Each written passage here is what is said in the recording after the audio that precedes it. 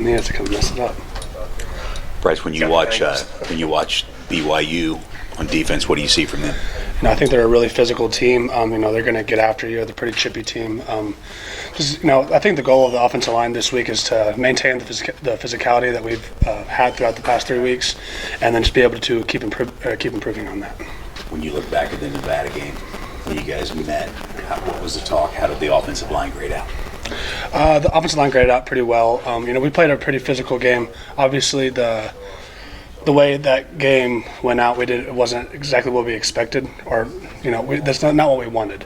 We wanted to be able to put them away a little bit more than we did. And Nevada was a really good team. They played very physical, and thankfully we got the win.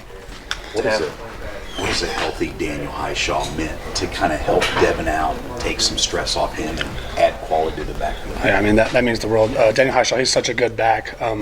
Whenever he's healthy and he's feeling powerful and being able to kind of bring the juice to whatever he's doing, he's definitely a huge impact to this offense. Just being able to Devin's he's already having a heck of a year. Just being able to take the pressure a little bit more off of Devin and put the ball in Highshaw's hands a little bit more is going to be spectacular. What is the biggest thing you think the offensive line has done well in terms of run blocking to kind of create the holes for those guys that they've had so far this year? I think probably just understanding different types of leverage. That was kind of like a big thing we've been working on lately, and just being able to understand not only just the leverage, like for linebackers and stuff like that, but being able to attack the way they don't want us to play. If that makes sense. Yeah. And to have those physical bouts early in the season, as you said, it's been a disciplined game for this one. Does that help you guys a little bit going into this game, knowing you've had some of those physical bouts already? Can you say that one more time, sorry? Since you've had those physical bouts with the U of I, and like you said, Nevada's been like that too, how does it help you going into this game where it's a more disciplined team, physical team? Mm-hmm. How do those previous games kind of help you for this one? Yeah, it makes us a little bit more, it makes us a little bit more prepared. Been able to go already having these games, and then playing our first conference game.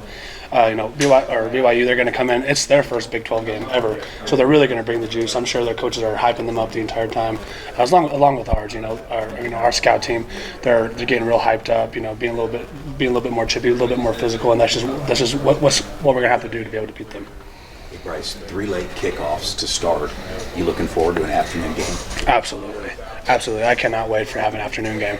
That last game was 9 o'clock our time. That's my bedtime. I'm usually asleep by then.